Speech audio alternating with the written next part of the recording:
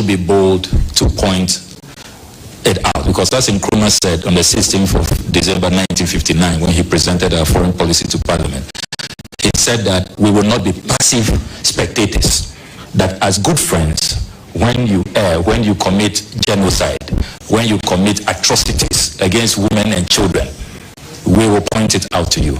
And it does not make us bad friends. It rather, makes us very, very good friends. So that's the position I take on these matters. Thank you very much. Your last question. Or you have a follow-up on this? This was a follow-up on the first question. It cannot be. No, it was. It cannot be. I said so that it was a follow-up. No. The fact that you said so doesn't mean it should be a follow-up. No, it was Please, a follow-up. Ask a follow-up question whether he is taking sides in these various wars that we have mentioned.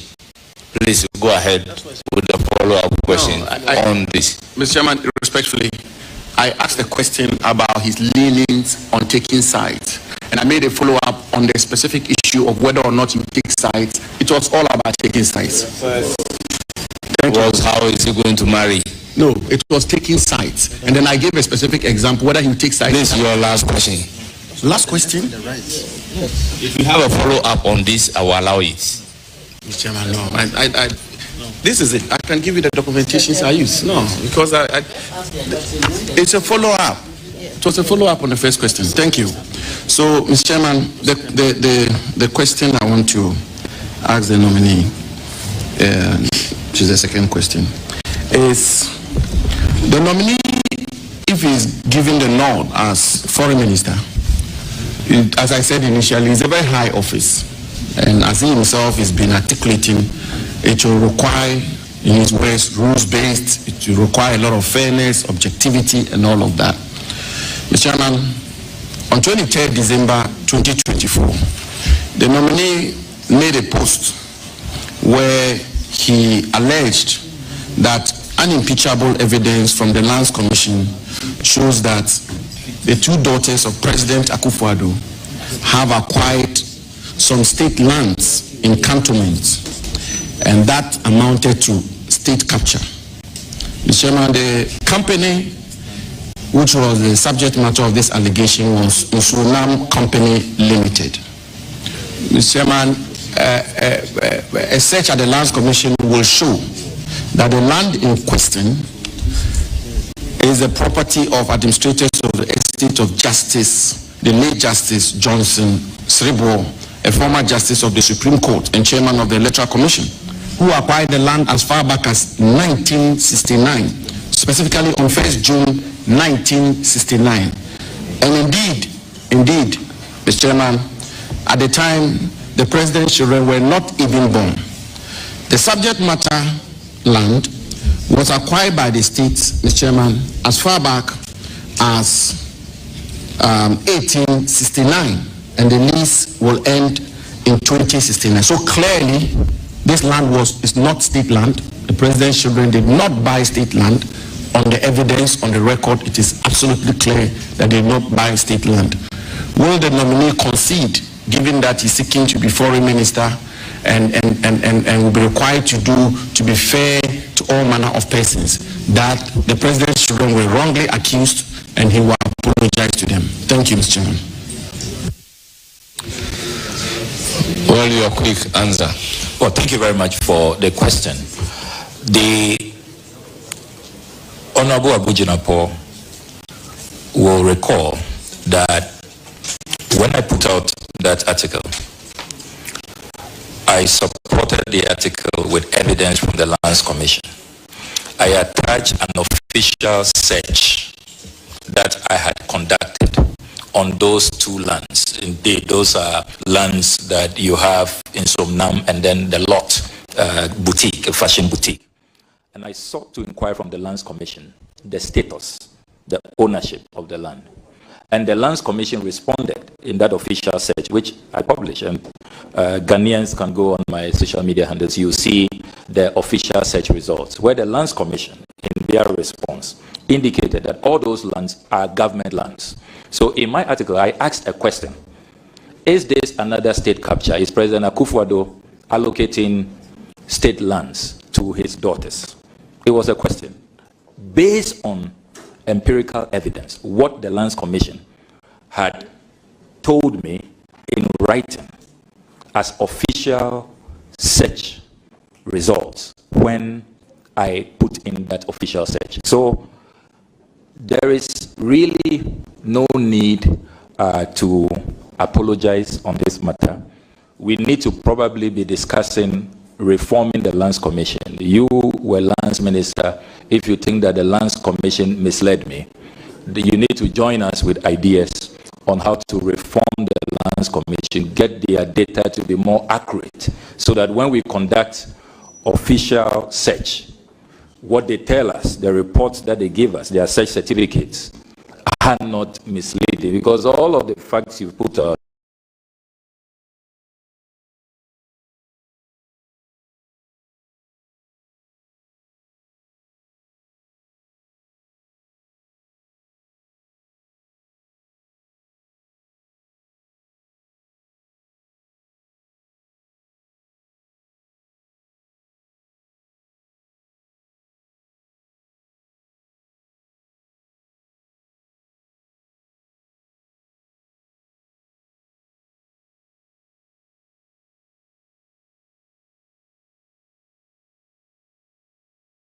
as you know, they are tenants of that place. Please, your follow-up question. Follow-up, please, your follow-up question.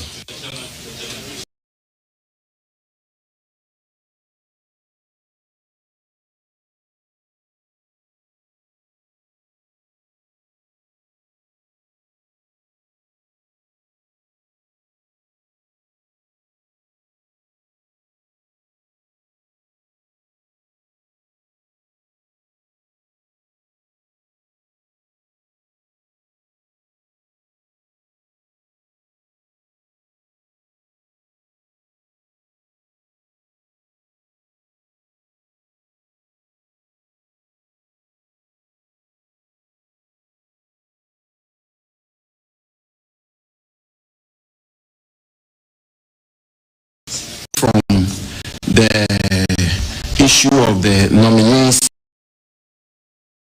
standing and reputation on the protection of public funds, state lands, and all of that. And the question is simple. I mean,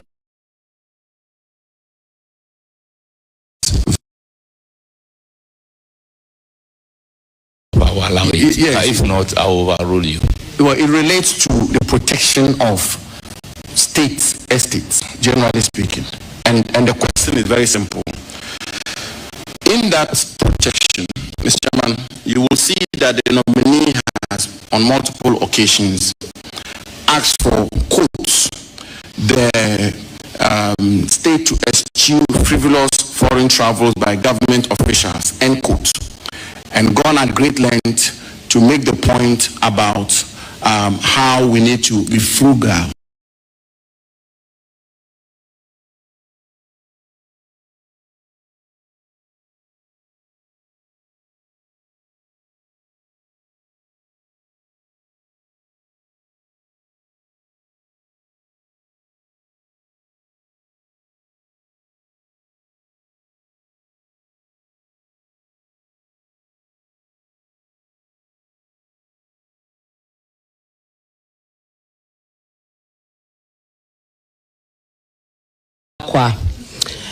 Your leadership has been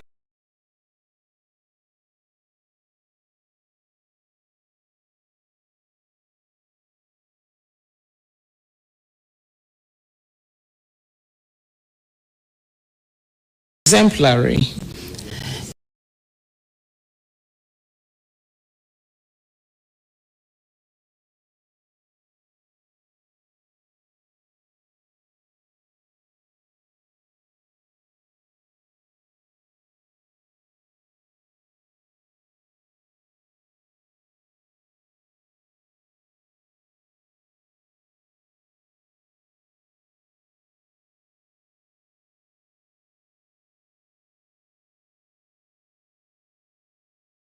Can only wish you well,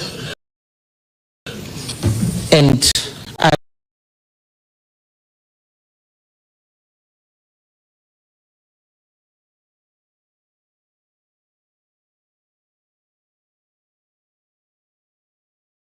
say congratulations on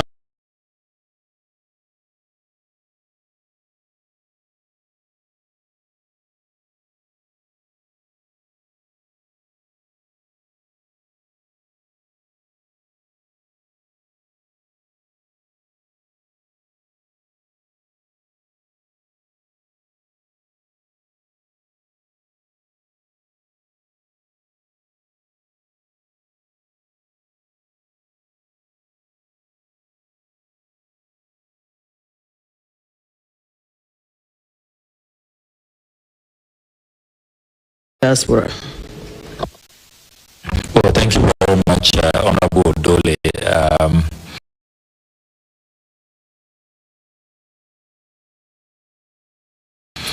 I call her the MP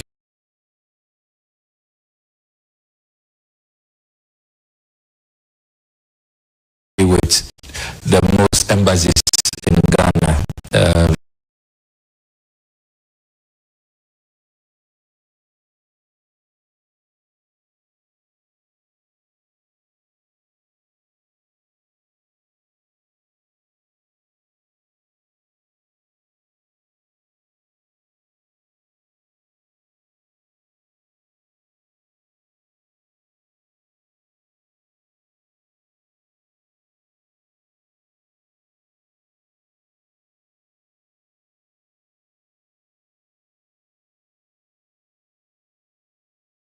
Regulations 1963, countries must extend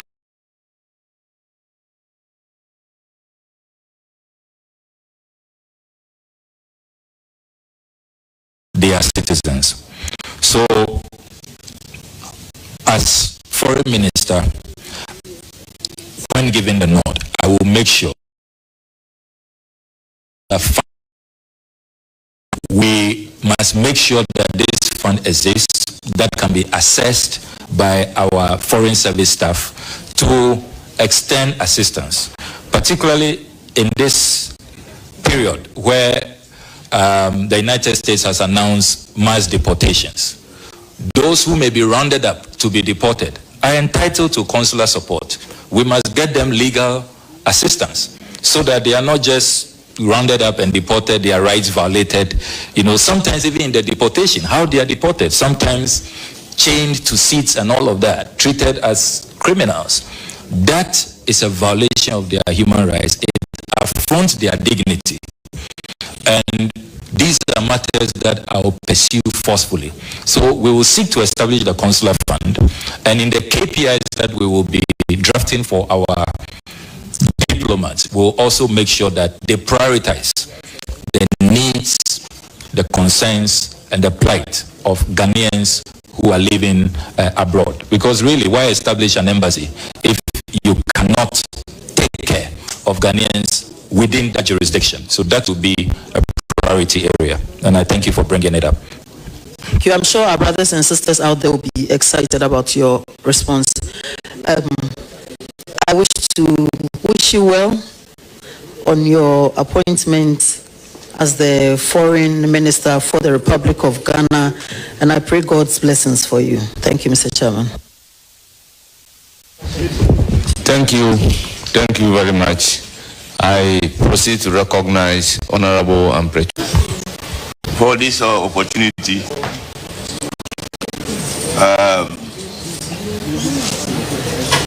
Honorable Sami, we meet again.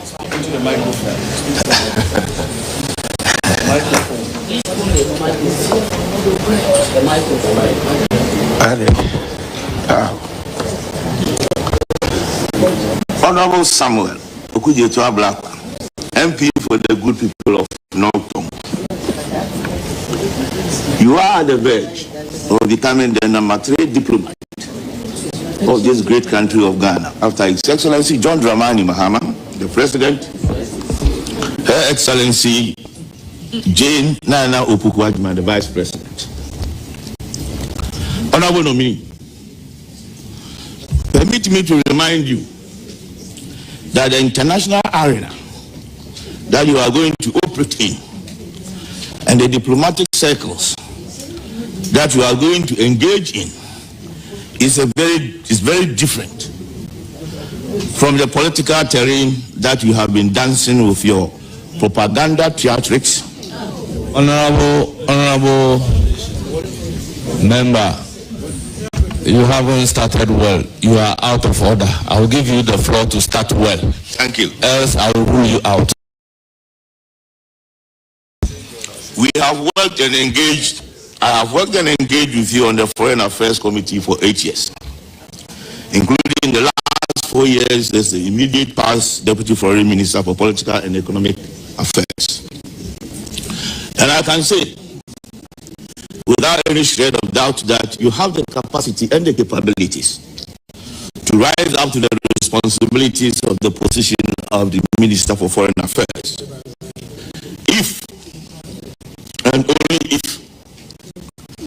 you change your suit of sometimes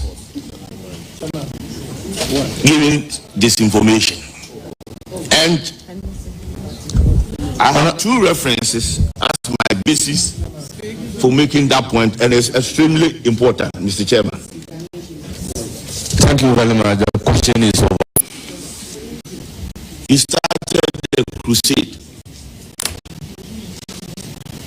when the ministry was about to purchase a chancellery in Oslo. You came up with all kinds of stories that eventually turned out to be untrue. Eventually, it encouraged a Norwegian lawyer to take Ghana government to court, which eventually ended up in the Supreme Court of Norway. Even though we won it, it cost us a lot of money because of what you did, the information that you put out there, which, like I said, encouraged the Norwegian lawyer to pursue a matter which he had no case. Order. That is number one. Number two, recently, please, you also are you asking one question or you're asking two questions at the same time? No. Mr. Chairman, I am laying the foundation for the question. Please, I'm laying the foundation for the question. Without the foundation, it would be difficult for me to ask the particular question that I want to ask. Without the foundation, the question. Now, so the first one was to do with the Norwegian, the purchase of the Norwegian chancellery. The second one, recently, you put out that the ministry has signed up with a company, Access Citizen Ghana Limited, which are supposed to provide front-end premium consular services, just like the services being provided by VFS. And Access Ghana is providing that services to some selected missions abroad. Your accusation was that some corrupted transaction of about $38 million, and that the Ghana government was being shortchanged. There is no truth in this particular matter. Now, in the course of making these allegations, you indicated, and it's constantly something that you've been doing, that you have intercepted. I have intercepted documents. Now, here is the case that you are coming to work in a ministry where you have constantly been saying that you have intercepted, which presupposes that some staff in the ministry has been giving you these documents, or you have been encouraging it. Confidential documents. All the staff in there have signed up to an oath of secrecy and confidentiality. And you are constantly out there saying that you have intercepted. You have intercepted. Putting these officers in very difficult situations. Now that you are coming to work in this particular ministry, how would you take it If documents are leaked, and it's being encouraged by, let's say, an outsider. Honorable Amprechum, what is your question? I have asked it. Honorable member, go ahead and answer the question. No. Devoid of the aspect of how you are intercepting the documents. He understands. Go ahead, answer the questions devoid of how you intercept the documents. Because of what I've always been saying, that we have the Whistleblowers Act. Well, thank you very much, Honorable Chairman. And I see that my good brother, the Honorable Amprechum, is probably aspiring to become the next chief interceptor. Let me, on a more serious note, assure the good people of this country that all I have done in my interceptions, in my oversight, in pursuing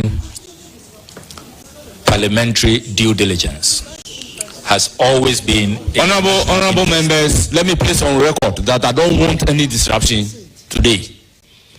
If you are not a member of the committee and you can't comport yourself, kindly walk out.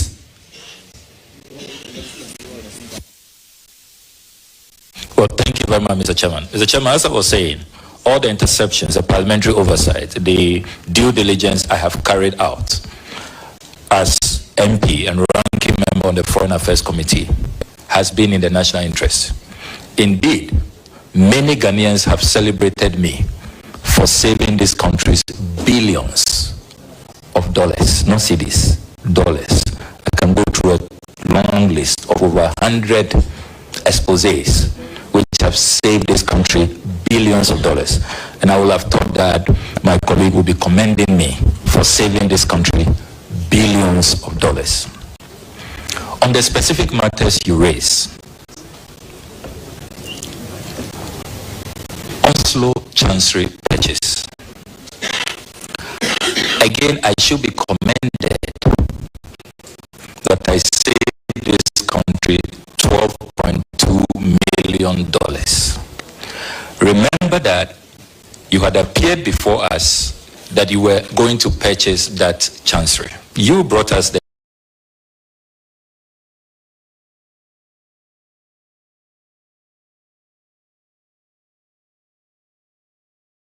information that you are about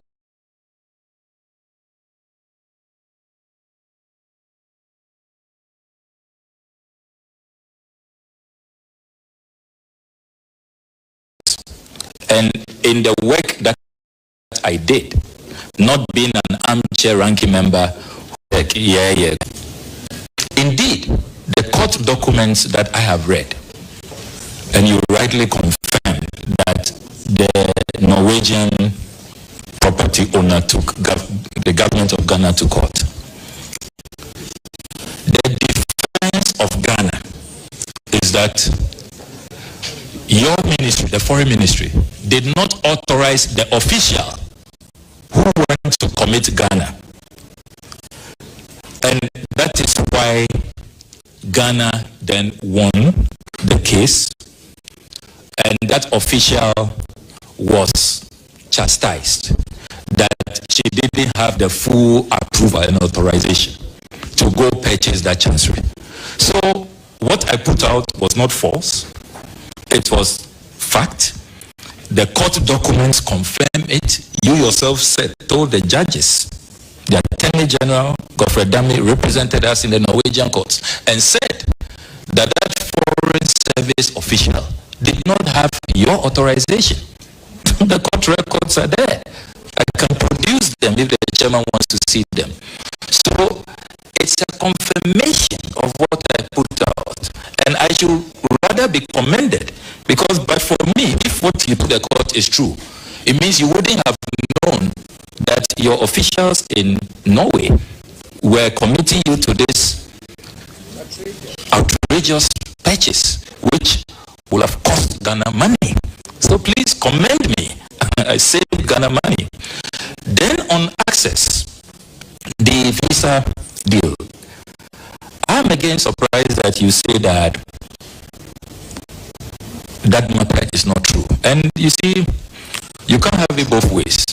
You can't be complaining about leaks, that people are leaking documents to me from the ministry, and at the same time you say that I'm just engaged in, putting out a figment of my imagination. I can confirm today that thanks to the oversight that I carried out, the latest information when I was is that it did not follow the Procurement Act. If it was PPA, if it was a PPP arrangement, it required parliamentary approval. All of that was not followed. So they showed me documents confirming that the ministry has rescinded, has backed out of the deal. And indeed, they've gotten access to write a letter committing that they were no longer going ahead with that agreement. Please, I know that sometimes when we carry out our oversight, it may not be pleasing to you, but we do it not with malice, not because we don't like you. It's just love for country. As I always say, for God and country. It's a tough job. I'm not happy that so some of you would not like me and all of that. But somebody has to do it. Some all the scandals have put out have been confirmed. Indeed, those who even went to court seeking to take me on, they lost. Check all the court cases, because I make sure that I always secure unimpeachable, irrefutable, and incontrovertible evidence. To establish, it is not for you to establish whether it is true or it is not true. If you want to go that it is not true, he also say it is true. So please take his answer, whether true or not. So proceed to answer. To ask another question. Before due respect, in that particular transaction, Ghana government was not going to pay any money. That is the point I am making. So if Ghana government is not going to pay any money, how do you save Ghana government that money? That is the point I'm making. Is that your question? That is the point I was just trying to clarify. You are not here to make a point. You can put that to him as a question, and then you can elicit the answer. Okay. Mr. Nominee, would you agree with me that was the investigation that you did, and you said the briefing that you had from the officers at the ministry, you came to the conclusion that you did save Ghana the 38 million, and that Ghana was going to pay the 38 million. And if that was the case, can you please tell the committee how that payment was going to happen or come about? Thank you. Thank you very much. Your response, please. Well, thank you very much, Honorable Chairman. I thought that the former Honorable Deputy Minister will confirm that they have backed out of that agreement since my expose. I think there's a more fundamental point, that if you felt that nothing untoward had happened, that everything was kosher, that it was a good deal, why did you run away from it when I did the expose? So please, you are not entitled to ask him questions. So provide answers, yes, Chairman, to the question. I appreciate the guidance. So let's be clear. The $38 million is what Access, the company, stood to benefit from that agreement, based on the percentage that will go to that company. If the current arrangement is maintained, where the embassies are allowed to carry out their visa processing, that money comes to Ghana, which is the current arrangement. That is why the head of missions were not happy about this arrangement because Ghana was going to lose money. You were taking money out of the missions, out of IGF for a private entity. That was the nature of the transaction. That is why I conclude, based on the conservative analysis we did, that we have saved Ghana $38 million.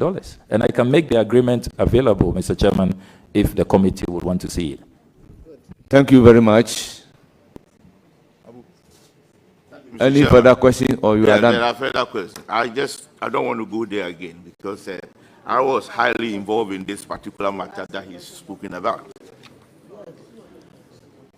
Mr. Chairman, I will want to ask the nominee, honorable nominee, in the international multilateral arena. It is changing rapidly. Big alliances are reshaping in a very dynamic ways. How do you plan to champion a strong African representation in the international systems? Well, thank you very much for this well-informed question. And I wish I had 1 hour to answer this, but I certainly don't. You are right. Did you say you need 1 hour to answer the question? I said I certainly don't have that. So please.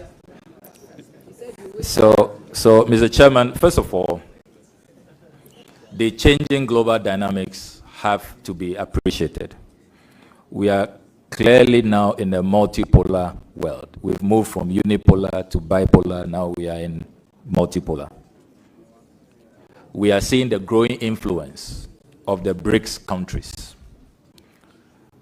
Some of our citizens are even beginning to mount pressure that perhaps we should join BRICS, just as Nigeria did a few weeks ago.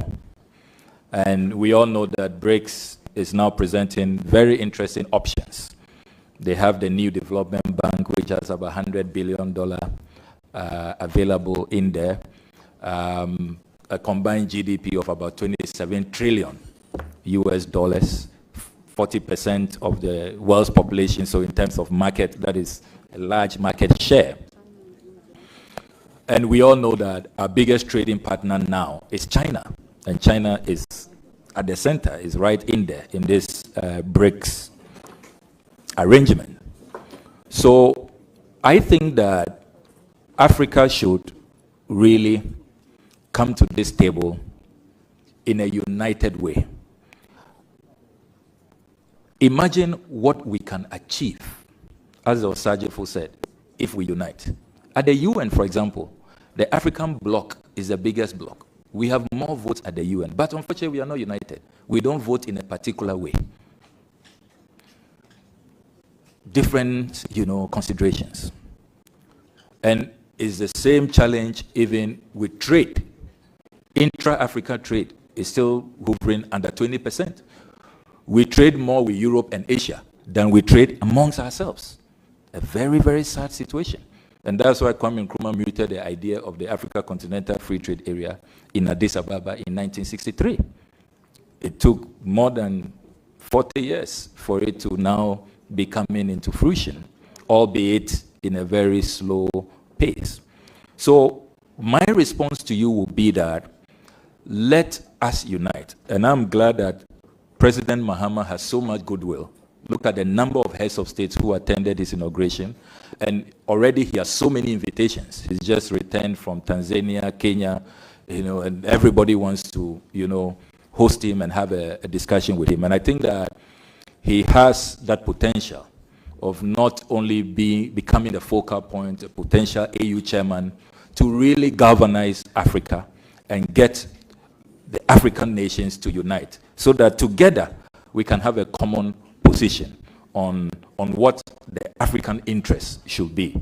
So that would be my approach, going back to the Nkrumah template of Africa must unite.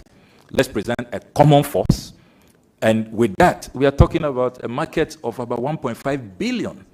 If we unite, we will be such a force that nobody can dare mess with us. But the challenge has been disunity, and that is really my philosophical outlook on these matters.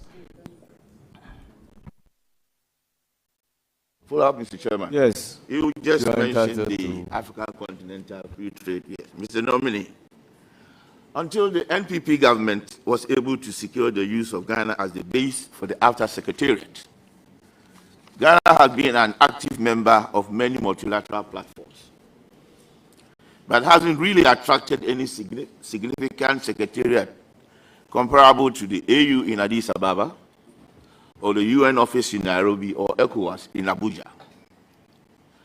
This is important because the borders are attracting jobs into their countries, or these countries are attracting jobs and opportunities into their countries. As Foreign Minister, how do you plan to leverage this position, Ghana being the Secretariat of AFTA, to attract something tangible into the country?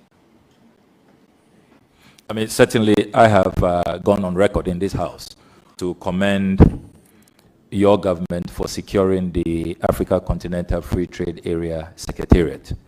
And I added, if you recall in that presentation, that it is a testimony of what we can achieve when we unite.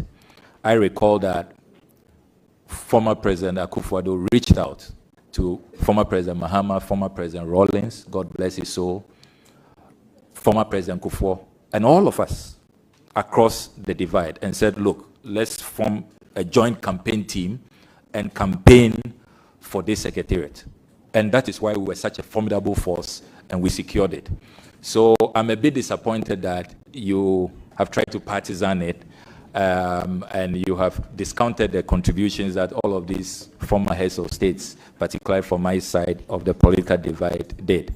And don't forget that the reason why it was also easy for Ghana to win the secretariat is because of Ghana's consistency. Kwame Nkrumah had mooted this idea on 25th May 1963, and then in 2012, January 2012, Professor John Evans Atta Mills, a renowned Nkrumahist, revived the discussion at the 18th ordinary session of the AU. He moved the motion that we must go back to the Africa Continental Free Trade Area. And that is why heads of state said that, look, Ghana's consistency on this matter, you are deserving to host the secretariat. So I think that it's a collective effort, CPP, NDC, MPP, all of us, and it shouldn't be partisan. But having said that, the thrust of your question is how we can leverage this. We need to make sure that we are hosting and winning. So as we host, we are getting more jobs created. Often there are concerns when these secretariats begin to recruit that it doesn't really favor locals and that they bring in a lot of outsiders. And these outsiders often get the top jobs. And then, you know, we are left with jobs that are not that rewarding. I intend to engage with the dynamic Secretary General, Wankele Meni, and I think that we should look at a plan on how we can really leverage on hosting, because we are spending so much money hosting. Some of the staff have also expressed concern about their working conditions and all of that. And I think that these are matters we can discuss in confidence and see how we boost employment opportunities for our people. Because I overrule your first question, you have your last questions to ask. Thank you, Mr. Chairman. Honorable Ablakwa, I do wish you well, and I know you will succeed. My last question. The African Union seems to have a credibility problem among young Africans, in that it is perceived as weak and toothless on the international stage. For example, in matters regarding the overstay of certain African leaders in power, the countless tragic deaths of African migrants crossing Sahara and the Mediterranean, and in the vocal defense of African interest on the global stage, the organization is found wanting. The AU, unlike the EU, appears to be too timid on behalf of his people. What would you, as foreign minister, do to help change this negative perception about the AU? Well, thank you very much, Honorable former minister, for your kind wishes. And I must place on record that former deputy minister, that you prophesied 8 years ago that I will be minister of foreign affairs. So I was quite surprised when in your earlier submissions you sought to take me on. But, Mr. Chairman, on the more serious note, if the Osagefo Dr. Kwame Nkrumah was alive, his response to this, your question, will be, I told you so. Remember that when he led the Casablanca group, he wanted a more integral, united African states, a strong political force.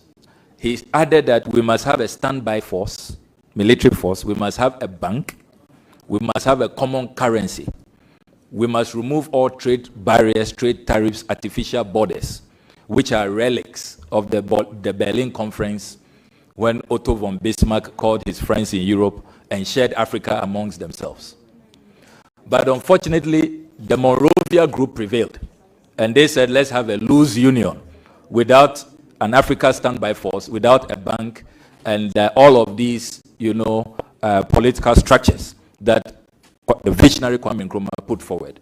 So I think at the heart of this perception of the AU is about continental Africa unity and how we must go back to the original Nkrumah blueprint as was espoused by the Casablanca group. And I am glad that already those talks have begun within the AU. There are massive reforms going on. Indeed, some countries have even said that they will not pay their full access contributions unless they see greater reform and see the AU become more, transparent and more, beneficial to the African people. So it's good that those discussions are continuing. President Paul Kagame is leading the reforms, and President Mahama has already struck a very good, chord with him, and I'm sure that they will continue to champion those reforms. But ultimately, you may call me an Nkrumahist, but ultimately, we must go back to Kwame Nkrumah's vision of the United States of Africa. That really is what will make the AU strong and thank you very much. More impactful. I will proceed to give the floor to my follow-up, please. Your follow-up on this. My question. This very is well, my follow-up. very well. Mr. Dominic, let me take you on to social media because you are a key player in that particular area.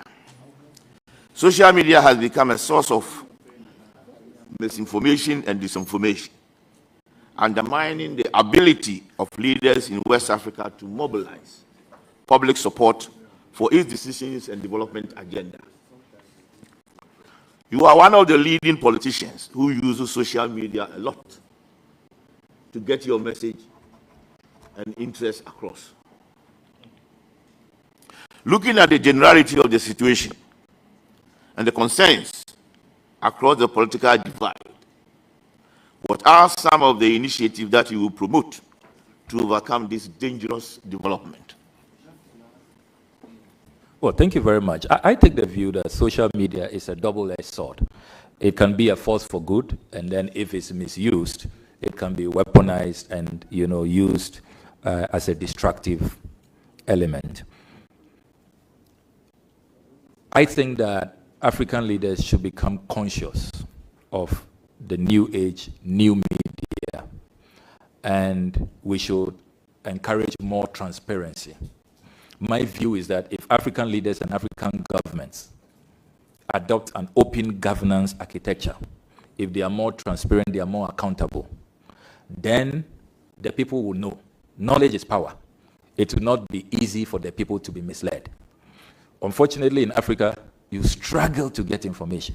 If you are not an interceptor general, then God help you, So, Mr. Chairman, I really will say that let's have more open governance.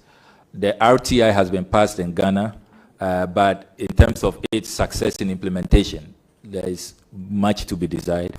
And then our regulatory bodies should clamp down on those who are misusing social media for disinformation, misinformation. They create fake accounts. And unfortunately, even some governments on the continent are responsible. They have these fake news factories. They pay people